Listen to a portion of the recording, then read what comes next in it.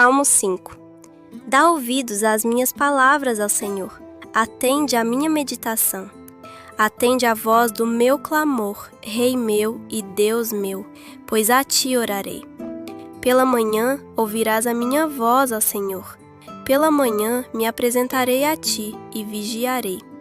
Porque tu não és um Deus que tenha prazer na iniquidade, nem contigo habitará o mal. Os loucos não pararão à tua vista. Odeias a todos os que praticam a maldade. Destruirás aqueles que falam a mentira. O Senhor abomina o homem sanguinário e fraudulento.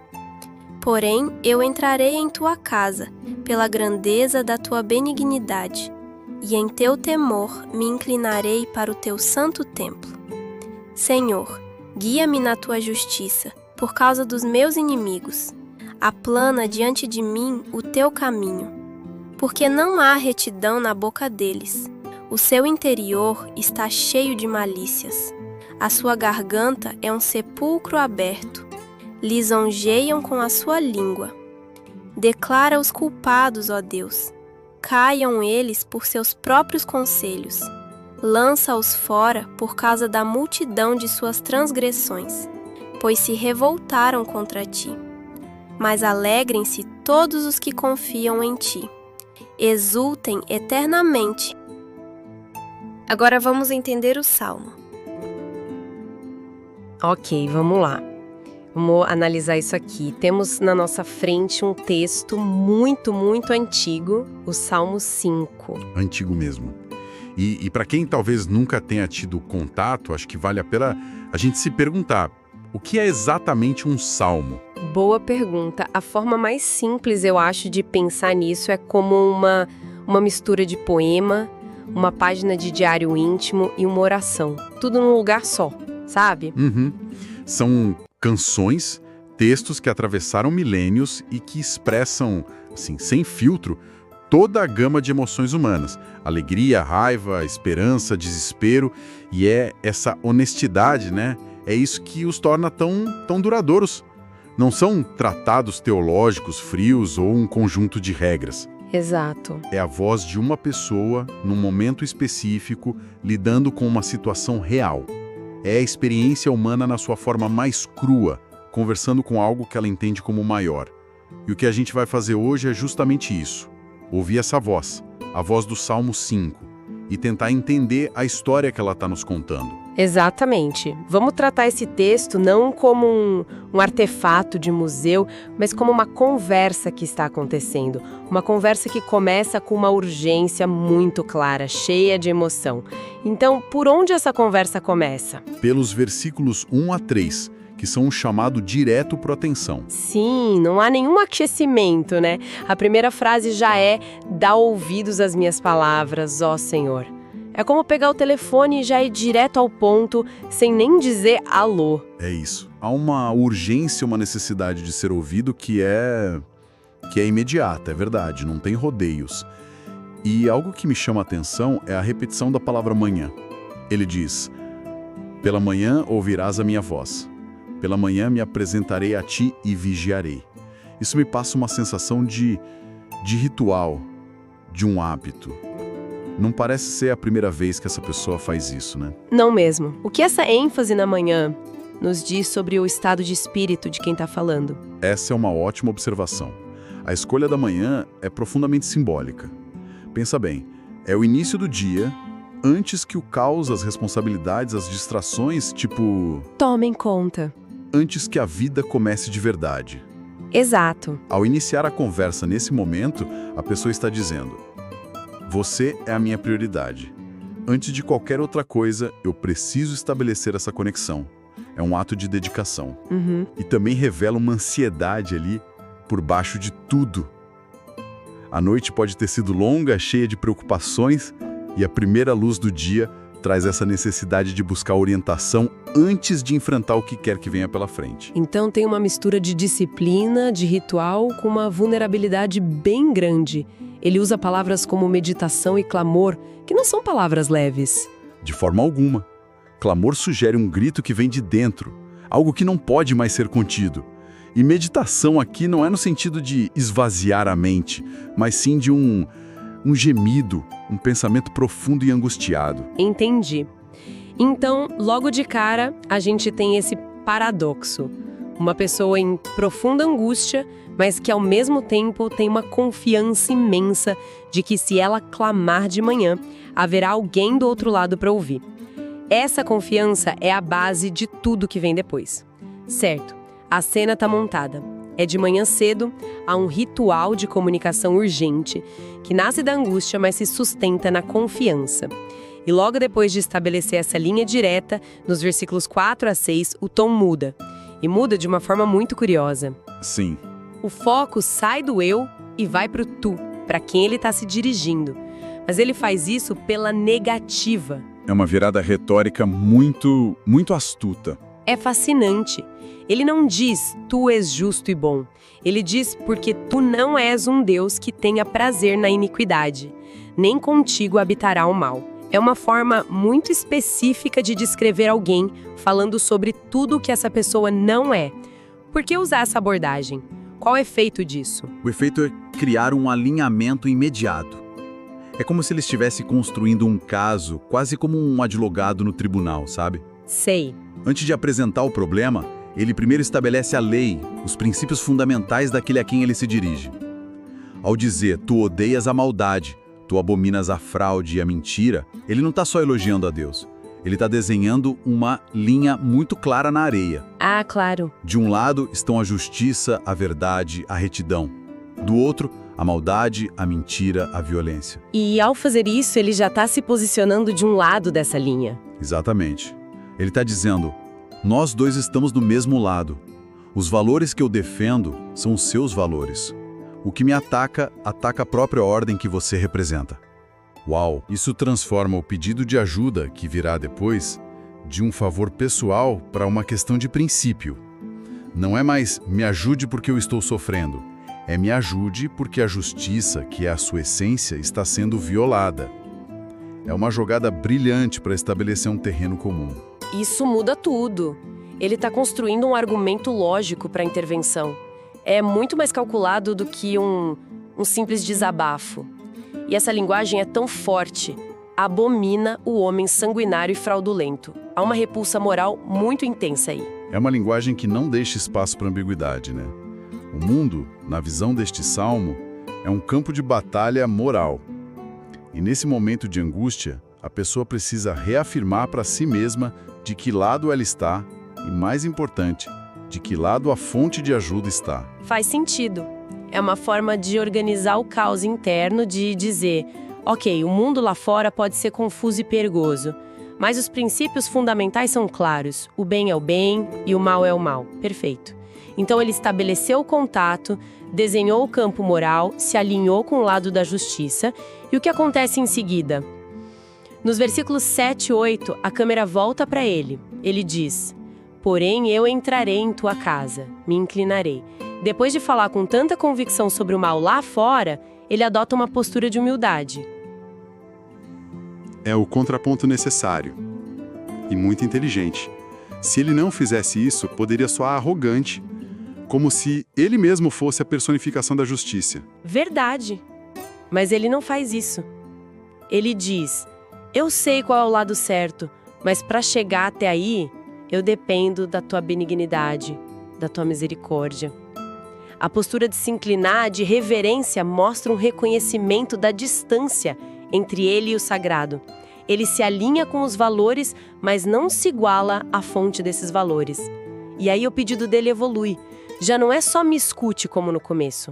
Agora é guia-me na tua justiça, aplana diante de mim o teu caminho, e ele dá o motivo exato, por causa dos meus inimigos. Isso. Ele precisa de um caminho reto e seguro, justamente porque tem gente tentando fazê-lo tropeçar. Veja a progressão lógica que ele construiu. Primeiro, me ouça. Segundo, nós concordamos sobre o que é certo e errado. Terceiro, e agora? Considerando isso, e como eu estou do lado certo, me mostre o caminho seguro para que eu possa atravessar esse campo minado criado pelos meus inimigos, aplanar o caminho. É uma imagem muito poderosa.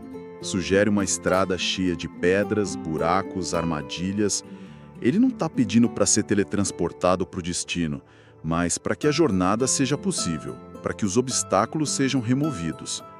E isso nos leva diretamente à pergunta óbvia: que obstáculos são esses? Quem são esses inimigos? E na parte seguinte, versículos 9 e 10, ele finalmente descreve o problema em detalhes. E o que eu acho incrível é que o foco é quase que exclusivamente na boca, na fala. Sim, a ameaça, pelo que o texto descreve, não é uma ameaça de violência física, com espadas e lanças. A arma do inimigo é a palavra. Exatamente. Ele diz: não há retidão na boca deles, a sua garganta é um sepulcro aberto, lisonjeiam com a sua língua. A agressão é verbal. É a mentira, a calúnia, a fofoca, a manipulação. Isso parece surpreendentemente moderno, não é? Completamente. A ideia de que o maior perigo pode vir de palavras, de desinformação. Completamente. E a imagem da garganta como um sepulcro aberto é uma das metáforas mais brutais que se pode imaginar. Pensa no que é um sepulcro aberto. É um lugar de morte, de podridão, de cheiro de decomposição. Nossa, é horrível. O que ele está dizendo é que as palavras que saem da boca dessas pessoas carregam a morte. Elas corrompem o ambiente, destroem reputações, envenenam relacionamentos. A lisonja, a adulação falsa, é a isca que esconde o anzol da destruição. O autor se sente cercado por uma realidade falsa, construída por palavras perigosas. Essa imagem do sepulcro aberto vai ficar na minha cabeça. É muito visceral. E diante dessa guerra de palavras, o pedido dele é duro e direto. Declara aos culpados, ó Deus, caiam eles por seus próprios conselhos. Ele não está pedindo por diálogo ou reconciliação aqui. Não, ele está pedindo por justiça. Mas é um tipo muito específico de justiça. A frase, caiam eles por seus próprios conselhos, é a chave. Certo. Ele não está pedindo que um raio caia do céu e os destrua. Ele está pedindo por uma espécie de justiça poética ou irônica. Que as próprias mentiras que eles contam, as próprias intrigas que eles tecem, se virem contra eles e se tornem a causa da sua própria ruína. Que o próprio veneno que eles produzem os envenene. Exatamente. É um desejo de que a ordem moral do universo, aquela que ele descreveu no começo, se reequilibre. Que a falsidade se autodestrua. É um anseio profundo por ver a verdade prevalecer. Não através de uma força externa, mas pela própria insustentabilidade da mentira. É a crença de que um sistema baseado em engano, por natureza, vai entrar em colapso. Uau! A jornada emocional até aqui é intensa. Começamos com um clamor na madrugada, passamos por uma declaração de princípios morais quase legalista, um pedido humilde por um caminho seguro, e agora essa descrição vívida do perigo verbal e um pedido por uma justiça implacável. É uma montanha-russa. Total. E quando parece que a tensão está no auge, nos últimos 2 versículos, 11 e 12, há uma virada de 180 graus. O tom muda completamente. É a resolução. Toda a tensão que foi cuidadosamente construída ao longo do poema encontra o seu desfecho aqui. E não é o desfecho que talvez a gente esperasse. De jeito nenhum. De repente, todo aquele tom sombrio desaparece e o que entra é pura celebração. Ele diz: mas alegrem-se todos os que confiam em ti, exultem eternamente. É como se o sol aparecesse subitamente depois de uma tempestade. O que provoca essa mudança tão abrupta? Ele já recebeu uma resposta? Os inimigos desapareceram? O texto não diz nada disso. E essa é a parte mais profunda. A alegria não vem porque o problema foi eliminado. Os inimigos provavelmente ainda estão lá, com suas gargantas como sepulcros abertos. Então a mudança é interna. É interna. É uma mudança de foco. Depois de descrever o problema em detalhes, de entregá-lo, de pedir justiça, ele faz uma escolha consciente de se focar na solução, na proteção, e não mais no perigo. Ele muda a perspectiva. E a imagem final que ele usa para descrever essa proteção é linda. Tu os abençoarás, cercá-lo-ás da tua benevolência como de um escudo. Essa imagem do escudo é fundamental. Um escudo não é uma arma de ataque. A função dele é defender, proteger, criar um espaço seguro. Claro. A resolução para o ataque das palavras venenosas não é um contra-ataque verbal. Não é gritar mais alto. É ser cercado por um escudo de benevolência, de bondade, de favor. É a confiança de que, mesmo que as flechas das palavras falsas continuem vindo, elas não vão atingir o alvo. A segurança não está na ausência de ameaça, mas na presença de proteção. Exato. Então, olhando para a estrutura completa, o que tudo isso nos diz, fica claro que não é só um desabafo aleatório.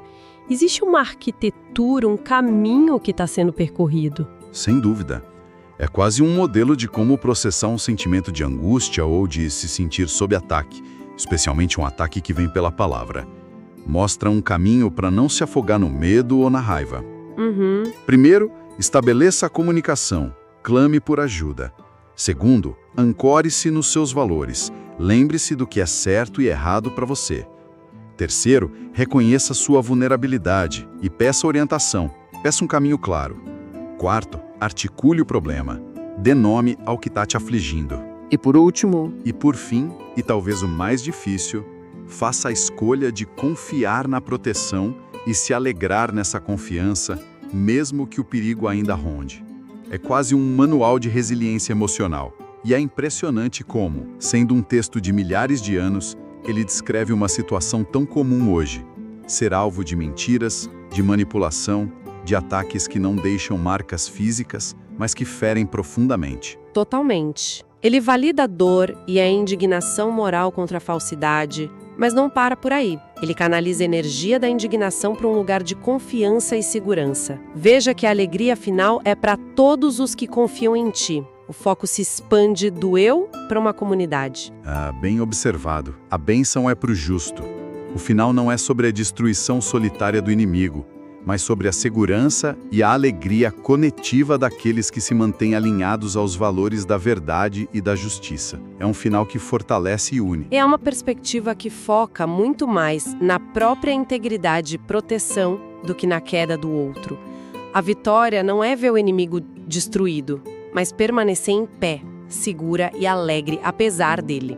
Precisamente. A resolução final não é vingança, é segurança. A paz não vem da eliminação da ameaça, mas da certeza da proteção. É uma lição incrivelmente sofisticada sobre onde colocar nossa energia emocional em tempos de conflito. Isso nos deixa com uma reflexão final, não é? O texto inteiro se constrói em torno do poder destrutivo das palavras, a mentira, a lisonja, o engano. Exato. Isso levanta uma questão interessante. Mesmo sendo um texto milenar, escrito num contexto cultural completamente diferente, até que ponto nossa percepção moderna de conflito e perigo ainda não reside fundamentalmente no poder que damos às palavras dos outros? Muito obrigada por ficar conosco até aqui. Compartilhe com seus familiares e amigos, espalhando a palavra de Deus. Siga a nossa página. Deus abençoe. Até a próxima!